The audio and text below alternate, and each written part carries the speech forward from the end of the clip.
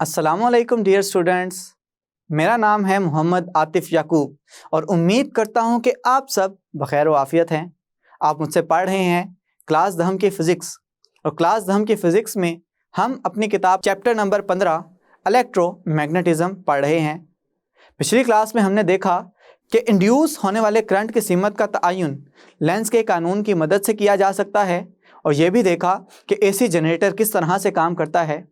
आज बिल्कुल एक नया कॉन्सेप्ट सीखेंगे जिसका नाम है म्यूचुअल इंडक्शन और फिर ये भी देखेंगे कि ये इस म्यूचुअल इंडक्शन का इतलाक जिस इलेक्ट्रिक कंपोनेंट में होता है, किसी ऐसे आले में होता है, उसका नाम है ट्रांसफार्मर। ट्रांसफार्मर क्या है, किन अज्जा पे मुश्तमिल है, किस तरह से काम करता है, ये सारी चीज़ें सीखेंगे आज के लेक्चर में। तो चलें बगैर किसी ताख़ीर के चलते हैं अपने लाइट बोर्ड की जानिब। जी तो स्टूडेंट्स, अब हम बढ़ेंगे मज़ीद एक कदम आगे और सीखेंगे कि ये म्यूचुअल इंडक्शन क्या है। लाजिम है कि सीख लिया जाए कि म्यूचुअल का मतलब क्या है। इंडक्शन का मतलब तो हम पहले से भी पढ़ चुके हैं, या तो इसमें पैदा हो रही होगी ईएमएफ, या इसमें पैदा हो रहा होगा करंट, या इसमें इलेक्ट्रिसिटी पैदा हो रही होगी। यानी इंडक्शन का मतलब है पैदा होना।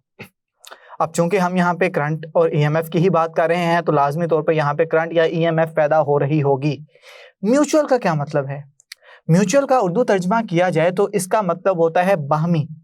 एक की वजह से दूसरा किस तरह से असरअंदाज होता है, या दूसरे की वजह से पहला किस तरह से असरअंदाज हो रहा है। तो म्यूचुअल में यहाँ पे भी हम यही मतलब लेंगे कि यहाँ पे एक कॉइल की वजह से दूसरा कॉइल किस तरह से असरअंदाज होगा, और चूंकि इंडक्शन है तो इसका मतलब ये होगा कि एक कॉइल की मौजूदगी की वजह से दूसरे कॉइल के अंदर खुद ब खुद इंड्यूस ईएमएफ पैदा होना शुरू हो जाएगी। ये चीज़ें समझने के लिए चलें सबसे पहले दो कॉइल्स बना लेते हैं। फर्ज करें कि मेरे पास एक कॉइल जिसको मैं नाम दे देता हूँ ए का, वो पड़ी हुई है। इसको मैंने जोड़ा हुआ है एक अदद बैटरी के साथ। बैटरी के कनेक्शन को मैं जाहिर कर देता हूँ इस ग्रीन सिग्नल से कि इसको एक अदद बैटरी के साथ जोड़ा गया है, और साथ ही साथ इसके साथ एक अदद स्विच लगाया गया है जिससे ये सर्किट कंप्लीट होता हुआ नज़र आएगा। और साथ ही मज़ीद एक आगे कॉइल पड़ा हुआ है जिसको मैं कॉइल बी का नाम दूंगा। लेकिन इस कॉइल को बैटरी के साथ नहीं जोड़ना। क्यों नहीं जोड़ना, ये अभी कुछ देर में देख लेंगे। इस कॉइल को जोड़ा जाएगा एक अदद गलवानोमीटर के साथ। ये गलवानोमीटर किस लिए काम आता है, ये हम देख चुके हैं कि गलवानोमीटर सिर्फ और सिर्फ करंट की मौजूदगी का पता चलाने के लिए इस्तेमाल किया जाता है। गलवानोमीटर एक ऐसा हसास आला है कि जिसकी मदद से हम करंट की मौजूदगी का पता चलाते हैं। अब यहाँ पे होगा क्या, अब यहाँ पे जो कॉइल हमने बैटरी के साथ जोड़ी है उसको हम नाम दे देंगे प्राइमरी कॉइल का, क्योंकि ये मेन अहमियत की हामिल है। इसे सबसे ज़्यादा अहमियत हामिल है इस पूरे सेटअप में। और ऐसी कॉइल जिसे किसी बैटरी के साथ नहीं जोड़ा गया, इसको नाम दे देंगे सेकेंडरी कॉइल का। अब इसको प्राइमरी और सेकेंडरी कॉइल का नाम भी दे दिया। इसको किताब वाले ने इसको ए कॉइल का नाम दिया हुआ है, इसको कॉइल बी का नाम दिया हुआ है। तो चलिए हम किताब वाले को भी फॉलो कर लेते हैं। अब यहाँ पे होगा क्या कि फ़र्ज़ करें कि स्टार्ट में स्विच क्लोज है, पूरा सर्किट कंप्लीट है। सर्किट अगर कंप्लीट है तो डेफिनेटली इसमें से करंट पैदा होना शुरू हो जाएगा, और करंट की वजह से इस कॉइल ए के अंदर एक मैग्नेटिक फील्ड पैदा हो जाएगी। फर्ज करें मैं मैग्नेटिक फील्ड की डायरेक्शन को कुछ इस तरह से शो करवा रहा हूं कि ये मैग्नेटिक फील्ड कुछ इस डायरेक्शन में शो होगी कि ये होती हुई इस कॉइल बी के पास से भी गुजरती चली जाएगी। अब जब ये ऑन होगी तो जितनी नंबर ऑफ लाइंस पहले गुजर रही होंगी उतनी ही नंबर ऑफ लाइंस बाद में भी गुजर रही होंगी, जिसका मतलब है कि number of magnetic field lines constant है। तो यहाँ पे क्यों ना मैं ये बात लिख दूं कि जब मेरे पास करंट मैक्सिमम है तो मैग्नेटिक फील्ड लाइंस की तादाद ये एक कांस्टेंट होगी, और कांस्टेंट से मुराद ये है कि ये तब्दील नहीं हो रही। अब जब मैग्नेटिक फील्ड लाइंस की तादाद तब्दील नहीं हो रही तो बताएं क्या इसके अंदर कोई इंड्यूस ईएमएफ या इंड्यूस करंट होगा? बताएं जी। हमने इंड्यूस करंट की शर्त पड़ी है कि यहाँ पे मैग्नेटिक फील्ड लाइंस में तब्दीली होनी चाहिए। तो अगर ये चीज़ें हो रही हैं तो डेफिनेटली जो पैदा होने वाली ईएमएफ या पैदा होने वाला जो करंट होगा वो होगा ज़ीरो। अब लम्हे भर के लिए मैं क्या करता हूँ, मैं इस स्विच के कनेक्शन को ख़त्म कर देता हूँ और दोबारा से ये सर्किट ओपन हो गया। सर्किट ओपन होने का मतलब ये है कि अब इसमें से कोई करंट पैदा नहीं हो रहा।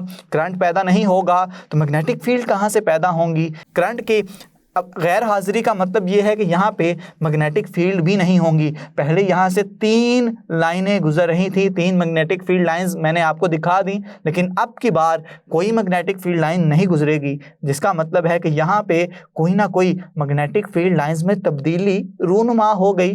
तब्दीली रूनुमा होने का मतलब ये है कि इसके अंदर कोई ना कोई इंड्यूस्ड ईएमएफ आ जाएगी। तो यहाँ पे हम ये पॉइंट लिख देते हैं कि जब करंट मैक्सिमम से 0 पे चला गया, यानी कि 0 हो गया, तब ईएमएफ की वैल्यू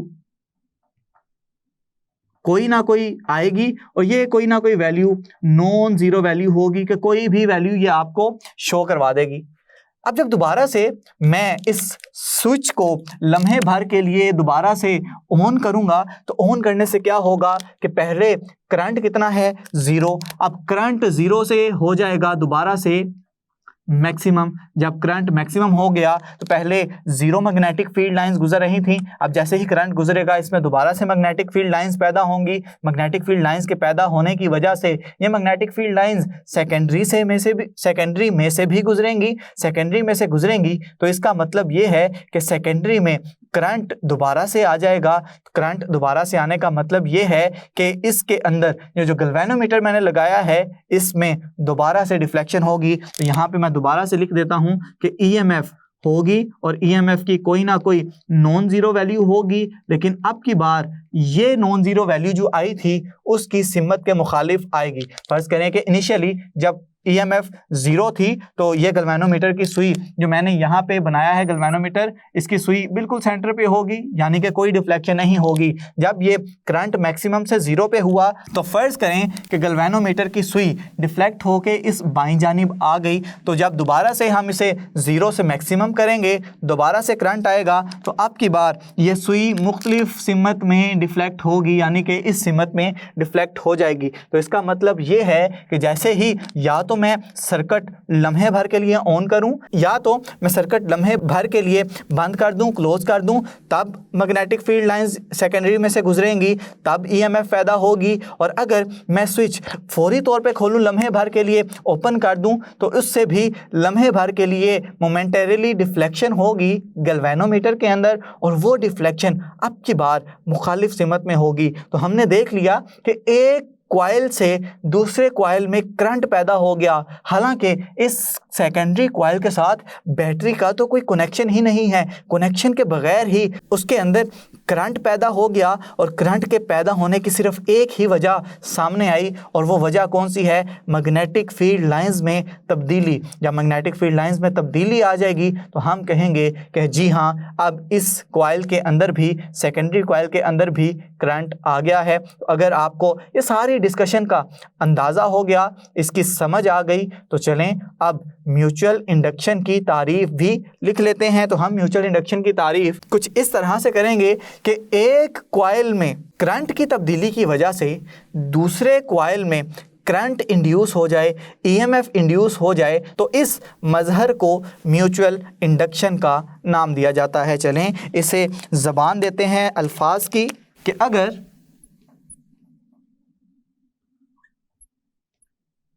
किसी एक कॉइल में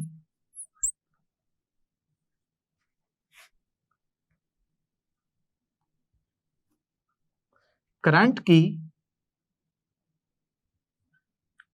तब्दीली की वजह से किसी दूसरे कॉइल में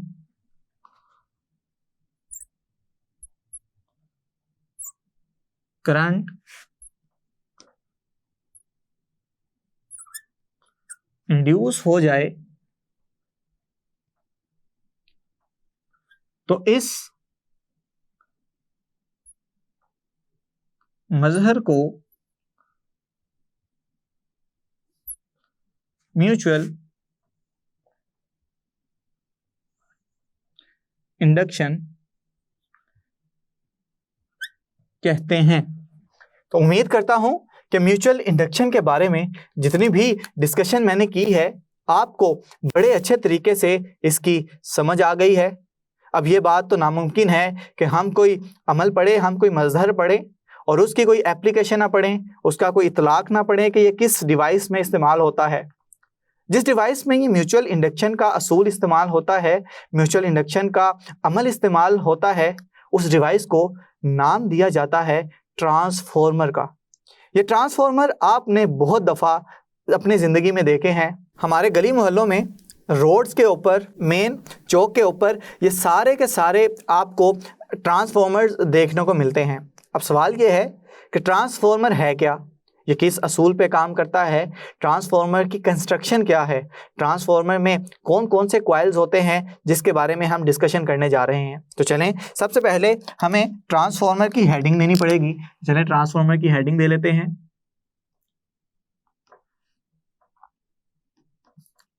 अब ट्रांसफॉर्मर की जब तारीफ करनी है तो नाम के अंदर उसका काम छुपा है। ट्रांसफॉर्म, तब्दील करना। किसको तब्दील करेगा? ये वोल्टेज को तब्दील करेगा। वोल्टेज को कैसे तब्दील करेगा? या तो ये वोल्टेज को बढ़ा देगा या वोल्टेज को कम कर देगा। इससे क्या मुराद हुई कि फ़र्ज़ करें आपके घर आ रहे हैं 220 वोल्ट और आप अपने घर में अपने सेल फ़ोन को चार्ज करना चाहते हैं, और आप जानते हैं आपके सेल फ़ोन के चार्जर के अंदर भी एक ट्रांसफॉर्मर लगा होता है और ये ट्रांसफॉर्मर उस 220 वोल्ट को कन्वर्ट कर देता है 12 वोल्ट में, या कुछ चार्जर्स में ये 5 वोल्ट पे भी ये चार्जिंग हो जाती है। तो देखा आपने कि किस तरह से 220 वोल्ट को कम करके इसने 5 वोल्ट में कन्वर्ट कर दिया। अब कुछ ऐसी भी जगह होती हैं कि जहाँ पे 220 वोल्ट को ये बढ़ा के ज़्यादा वोल्टेज अप्लाई करता है। तो ट्रांसफॉर्मर का काम तो आपको समझ में आ गया कि ट्रांसफॉर्मर का काम है कि ये दिए गए वोल्टेज को या तो कम करेगा या उसे बढ़ा के ज़्यादा कर देगा। तो चलिए सबसे पहले डेफिनेशन लिख लेते हैं ट्रांसफॉर्मर की कि ट्रांसफॉर्मर कैसा आला है। तो हम कहेंगे कि ट्रांसफॉर्मर एक ऐसा इलेक्ट्रिकल आला है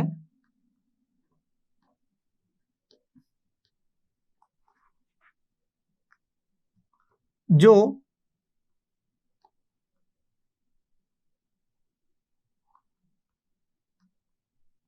अल्टरनेटिंग वोल्टेज को कम या ज़्यादा करने के लिए इस्तेमाल किया जाता है। तो स्टूडेंट्स डेफिनेशन तो समझ में आ गई। अब ऐसा नहीं है कि ये जो ट्रांसफार्मर है आपके गली मोहल्लों में नज़र आएंगे। आपके घर में पड़े जितने भी इलेक्ट्रिकल अप्लायंसेस हैं, रेफ्रिजरेटर है, आपके मोबाइल फ़ोन का चार्जर है, टीवी सेट्स हैं, गेम्स प्रिंटर्स हैं, गेम स्टीरियोज जो हैं, ये सारे के सारे जो सिस्टम हैं, इन सब के अंदर ट्रांसफॉर्मर मौजूद होते हैं। और ट्रांसफॉर्मर का मकसद मैंने आपको बता दिया कि हर डिवाइस डिफरेंट वोल्टेजेस रिक्वायर करती है, उसे डिफरेंट वोल्टेजेस दरकार होते हैं काम करने के लिए। तो ये ट्रांसफॉर्मर उसके दरकार वोल्टेज उसको सप्लाई करेगा, जिससे उसको उसके वोल्टेज मिल जाएंगे, जिससे वो काम अपना मुनासिब तौर पे कर सकेंगे। अगर आपको डेफिनेशन समझ आ गई है तो चलें इसका काम करने का असूल भी लिख लेते हैं कि ये किस वर्किंग प्रिंसिपल पे काम करता है। जिस तरह मैंने बताया कि ये म्यूचुअल इंडक्शन के प्रिंसिपल पे काम करता है, तो हम सिंपल यहाँ पे लिख देंगे कि इसका काम करने का जो असूल है वो म्यूचुअल इंडक्शन का है कि इसके अंदर भी एक प्राइमरी कॉइल होगी, इसके अंदर एक सेकेंडरी कॉइल होगी, और ये दोनों आपस में प्राइमरी कॉइल की वजह से सेकेंडरी कॉइल में कोई ना कोई करंट इंड्यूस हो रहा होगा। तो चलें इस सब को हम देखेंगे कंस्ट्रक्शन की हेडिंग के अंदर। कंस्ट्रक्शन में आपके पास होगी एक आयरन कोर। आयरन कोर कुछ इस तरह से दिखाई देगी जी। ये मैंने आपके सामने एक आयरन कोर ड्रा कर दी। इसमें से एक, इसमें अब हमने एक प्राइमरी कॉइल बनाना है, एक सेकेंडरी कॉइल बनाना है। उसके लिए मैं इस आयरन कोर की एक साइड को वूंड कर दूंगा किसी एक कॉइल के जरिए, और दूसरी साइड पे भी मैं इसके साथ कोई ना कोई कॉइल जो है वो वाउंड कर दूंगा, यानी कि लपेट दूंगा।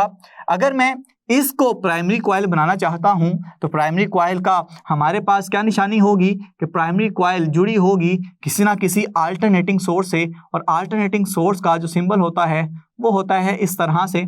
और इसको चूंकि मुझे बैटरी के साथ नहीं जोड़ना, सिर्फ करंट की डिटेक्शन के लिए इस्तेमाल करना है, तो इसके साथ मैं एक गैल्वेनोमीटर कनेक्ट कर दूंगा। तो इस तरह से हमारी ये कंस्ट्रक्शन कंप्लीट हो गई। कंस्ट्रक्शन में ये है जी हमारे पास आयरन कोर,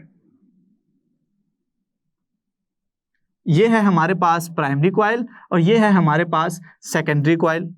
अब प्राइमरी कॉइल को जो वोल्टेजेस अप्लाई हो रहे होंगे वो होंगे V, और चूंकि प्राइमरी कॉइल को हो रहे हैं तो इस वजह से मैं इसको VP लिख देता हूं। इसी तरह से सेकेंडरी कॉइल को जो वोल्टेजेस अप्लाई हो रहे हैं वो VS के जरिए लिख दिए जाएंगे। प्राइमरी कॉइल पे जो चक्रों की तादाद है उसको मैं NP कह दूंगा, और साथ ही साथ जो सेकेंडरी कॉइल में चक्रों की तादाद है इसे मैं NS कह दूंगा। तो उम्मीद करता हूं कि ये इतनी सारी बातें आपको समझ में आ गई हैं। अब यहाँ पे एक अहम बात ये है कि ये जो आयरन कोर है ये एक दूसरे के साथ कंडक्टिंग नेचर नहीं रखती, बल्कि एक दूसरे से ये इंसुलेटेड होती हैं। ये इंसुलेटेड कोर होती है। इंसुलेटेड का मतलब ये है इनके दरमियान जो EMF एक जगह से दूसरी जगह जाएगी ये वाया कंडक्शन नहीं जाएगी, ये इंडक्शन के रूट से जाएगी। कंडक्शन में तो होता है कि यहाँ से अगर मैं एक चीज़ छोड़ूं वो डायरेक्ट अगले के पास पहुँच जाए, लेकिन इधर ऐसा कुछ भी नहीं हो रहा होगा। तो ये बात आपने याद रखनी है कि ये वाली जो कोर है ये इंसुलेटेड है। इंसुलेटेड का मतलब ये है कि इन दोनों का आपस में डायरेक्ट रिलेशन नहीं है, बल्कि ये इंडक्शन के ज़रिए एक दूसरे के साथ रिलेशन बनाएंगे। अब जब इंडक्शन के साथ एक दूसरे के साथ रिलेशन बनाना है तो आपको रिकॉल करना पड़ेगा Faraday's law of electromagnetic induction. Faraday's law of electromagnetic induction में आपने ये देखा था कि अगर आप नंबर ऑफ टर्न्स को बढ़ाते चले जाएंगे, चक्रों की तादाद को बढ़ाते चले जाएंगे, तो पैदा होने वाला EMF वो भी बढ़ता चला जाएगा। EMF को वोल्टेजेस भी कहते हैं। तो इसका मतलब है कि वोल्टेज की तादाद डायरेक्टली प्रोपोर्शनल है नंबर ऑफ टर्न्स यानी कि चक्रों की तादाद के। अगर ये बात आपको समझ में आ गई है तो हम इसे मैथमेटिक्स की ज़ुबान में कुछ इस तरह से लिखेंगे कि अगर प्राइमरी के वोल्टेजेस हैं तो ये डायरेक्टली प्रोपोर्शनल होंगे प्राइमरी के चक्रों की तादाद के। तो अगर मैं ये प्रोपोर्शनैलिटी का साइन ख़त्म करूं तो मैं जानता हूं कि मेरे पास इसको लिखने के लिए एक इक्वल का साइन बचेगा और साथ ही एक कांस्टेंट बचेगा जिसको मैं यहाँ पे K लिख देता हूं। NP वैसे का वैसे ही आ जाएगा। इसको इक्वेशन नंबर 1 का नाम दे दें ताकि आगे जाके इसको इस्तेमाल करना आसान हो जाए।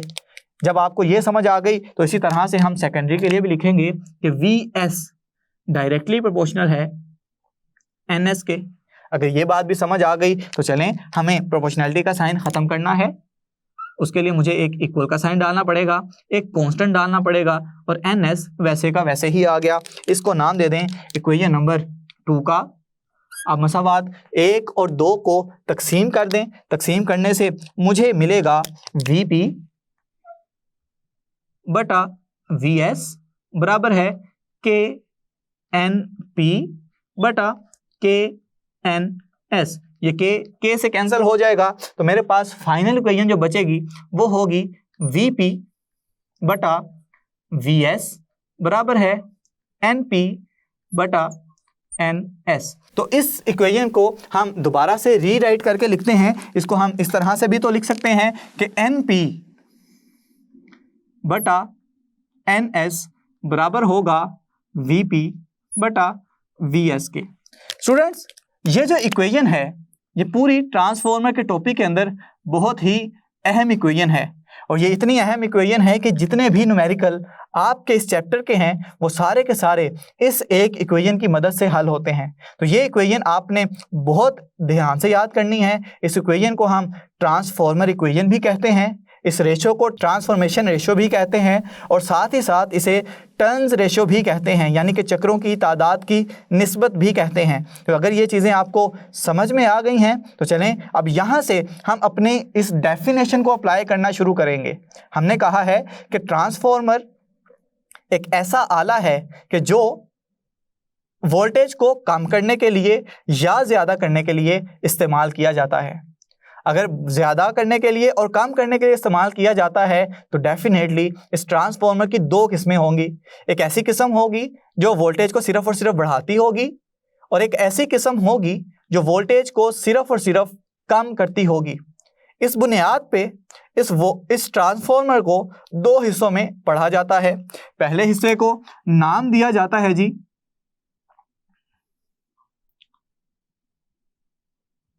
Step up transformer,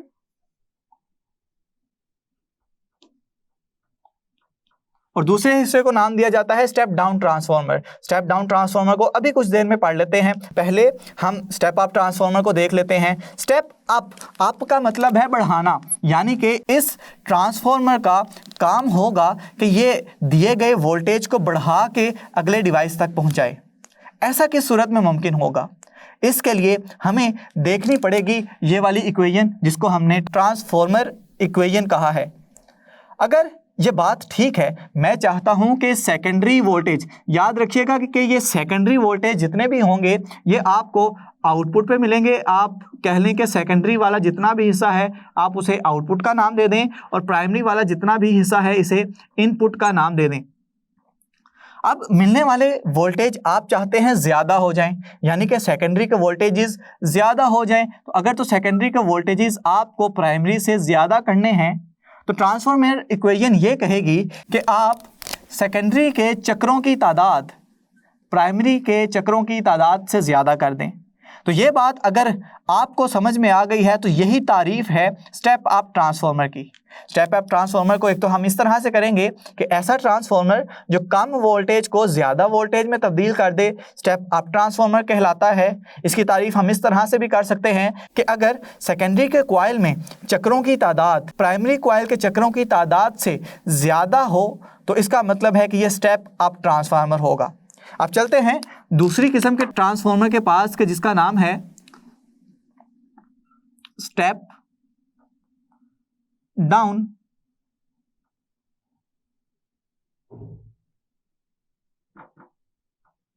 transformer. अब चूंकि लफ्ज में जाहिर है कि डाउन का मतलब है ये कम करेगा, यानी कि ये आउटपुट के वोल्टेजेस को इनपुट के वोल्टेजेस से कम करेगा। अगर ये बात आपको समझ में आती है तो हम कहेंगे कि सेकेंडरी का वोल्टेज जो आउटपुट वोल्टेज है वो कम होगा प्राइमरी के वोल्टेज के, और ये बात साबित होगी ट्रांसफार्मर इक्वेशन से कि अगर ये आप करना चाहते हैं तो उसके लिए आपको एक स्लाइट एडजस्टमेंट करनी पड़ेगी कि आप सेकेंडरी के जो कॉइल के चक्रों की तादाद है वो कम कर दें प्राइमरी के चक्रों की तादाद के।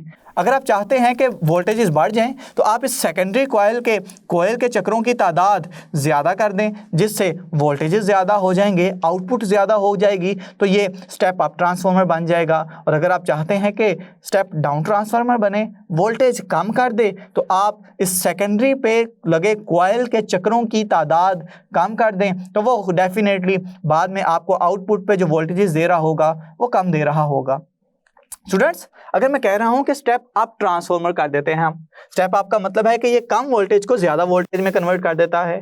अगर ये बात ठीक है तो हम मैं 1 वोल्ट किसी को देता हूं और मैं कहता हूं कि इससे 50,000 वोल्ट्स आप ले लें, 50,000 वोल्ट्स के आप डिफरेंट घरों को डिवाइड कर दें, पूरा घर रोशन कर दें, एसी चला लें, फ्रिज चला लें, मशीनें चला लें, तो इससे किस तरह से फिर आपको समझ आएगी ये तो law of conservation of energy की वायलेशन ना हो गई। डेफिनेटली हम कभी भी ये स्टेप अप ट्रांसफार्मर को विदाउट लूजिंग एनीथिंग यूज नहीं कर सकते, हमें कोई ना कोई लॉस बियर करना पड़ता है। इसके लिए हम एक मजीद ट्रांसफार्मर की किस्म पढ़ते हैं जिसको हम नाम देते हैं आइडियल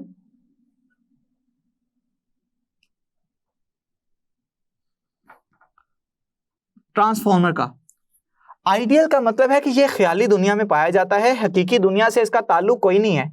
आइडियल ट्रांसफार्मर ऐसा ट्रांसफार्मर होगा कि मैं इनपुट पे जो पावर दे रहा हूं मुझे आउटपुट पे भी वो पावर मिलेगी। अगर ये बात आपको समझ में आती है तो मैं कहूँगा कि आइडियल ट्रांसफार्मर ऐसा ट्रांसफार्मर होगा कि जिसकी इनपुट पावर बराबर होगी आउटपुट पावर के। इससे क्या मतलब हुआ? इससे मतलब ये लिया जाएगा कि P, इसका एक फार्मूला ये भी पढ़ा जाता है कि P बराबर होता है VI के। अब चूंकि मुझे इनपुट पे सारे के सारे प्राइमरी के पैरामीटर्स पुट करने हैं तो मैं कहूँगा VP IP बराबर है VS IS के। अगर ये बात आपको समझ में आ जाती है कि पावर हमेशा सेम रहेगी, अगर पावर सेम रहेगी तो चलें हम यहाँ से ये बात कंक्लूड कर लेते हैं कि अगर पावर कांस्टेंट रहेगी, सेम रहेगी, तो अगर मैं इसका लिखना चाहूँ P बराबर है VI, पावर चूंकि कांस्टेंट हो गई मैं इसको इस तरह से लिख सकता हूँ कांस्टेंट बराबर है VI, और यहाँ से रिलेशन निकालूँ तो V का बन जाएगा कांस्टेंट और बटे के नीचे आ जाएगा I। अब जब बराबर और कांस्टेंट का साइन खत्म करूंगा तो ये बन जाएगा 1/I और साथ में प्रोपोर्शनैलिटी साइन का आ गया। ये चीज क्या चीज बता रही है? ये इक्वेशन बता रही है कि वोल्टेज करंट के इन्वर्सली प्रोपोर्शनल होगा, कि अगर मैं वोल्टेज बढ़ाना चाहता हूं तो डेफिनेटली मुझे करंट कम मिलेगा, और अगर मैं वोल्टेज कम करना चाहता हूं तो मुझे करंट ज्यादा मिलेगा। इसका मतलब यह हो गया कि स्टेप अप ट्रांसफॉर्मर में जो वोल्टेज बढ़ रहे हैं वो बढ़ेंगे, जरूर बढ़ेंगे, लेकिन उसके लिए जो करंट की वैल्यू होगी वो कम मिलेगी। और इसी तरह स्टेप डाउन ट्रांसफॉर्मर में वोल्टेज कम होंगे, डेफिनेटली होंगे, लेकिन इस सूरत में करंट बढ़ जाएगा। अब अगर मैं कह रहा हूं कि एक चीज़ के बढ़ने से दूसरी कम हो रही है तो पावर को ओवरऑल देखूंगा तो वो पावर हमेशा से कांस्टेंट रहेगी। तो मैं यहाँ पे भी एक पॉइंट लिख देता हूं कि यहाँ पे स्टेप अप ट्रांसफार्मर में भी पावर जो है कांस्टेंट रहेगी और स्टेप डाउन ट्रांसफार्मर में भी पावर कांस्टेंट रहेगी। पावर कभी भी तब्दील नहीं होगी, पावर या तो हमेशा इक्वल रहेगी आइडियल ट्रांसफार्मर में, लेकिन अगर आप हकीकी ट्रांसफार्मर में जाएंगे तो वहाँ पे डेफिनेटली कुछ ना कुछ लॉसेस होंगे जिसकी वजह से पावर थोड़ी सी कम हो जाएगी। लेकिन ये बात याद रखिएगा कि कभी भी पावर बढ़ नहीं सकती। जितनी आप पावर दे रहे होंगे आपको या तो उतनी मिलेगी आइडियल के केसेस में, लेकिन अगर हकीकी केसेस लेके आएंगे जहाँ पे लॉसेस हो रहे हैं तो डेफिनेटली वहाँ पे पावर थोड़ी सी कम हो जाएगी। तो अक्सर ये एग्ज़ाम के अंदर पूछ लिया जाता है कि बताएं क्या स्टेप अप ट्रांसफार्मर का काम क्या है? क्या वो वोल्टेज बढ़ाता है, क्या करंट बढ़ाता है, क्या पावर बढ़ाता है, या ऑल ऑफ दिस? तो हमने देख लिया है कि स्टेप अप ट्रांसफार्मर में वोल्टेजेस बढ़ेंगे, करंट कम होगा, पावर कांस्टेंट रहेगी। तो ये वाले पॉइंट्स जब आपके जहन में होंगे तो जिस किस्म का आपसे सवाल पूछ लिया जाए, जो मर्जी सवाल पूछ लिया जाए, आप उसको बगैर गलती के बताने के काबिल हो जाएंगे। तो उम्मीद करता हूँ कि ये म्यूचुअल इंडक्शन और उसकी एप्लीकेशन ट्रांसफार्मर के बारे में जितनी भी डिस्कशन हमने की है वो आपको अच्छे से समझ आ गई है। लेक्चर आज थोड़ा सा लंबा हो गया, लेकिन लाजिम था कि टॉपिक के साथ एप्लीकेशन समझाई जाए ताकि टॉपिक जो है अच्छे से समझ आ जाए। जी तो स्टूडेंट्स, आज के लेक्चर में आप सीख चुके हैं म्यूचुअल इंडक्शन का एक हैरान कुन फिनोमिना कि बग़ैर किसी बैटरी के कनेक्ट किए एक कॉइल में आप करंट इंड्यूस करवा सकते हैं। और इसका फिर आपने अमली इतलाक भी होते देखा ट्रांसफार्मर के अंदर। ट्रांसफार्मर में आपने देख लिया कि ट्रांसफार्मर ऐसे आले को कहते हैं कि जो वोल्टेज को कम या ज़्यादा कर सके। अगर आपको ये सारी चीज़ें समझ में आ गई हैं तो अब अगले लेक्चर्स का इंतज़ार करना है कि जिसमें हम आने वाले मज़ीद टॉपिक्स पढ़ेंगे। तब तक के लिए अपना बहुत सा ख्याल रखें, अपने से ज़्यादा दूसरों का। खुश रहें, खुशियाँ बांटें। अल्लाह हाफिज़।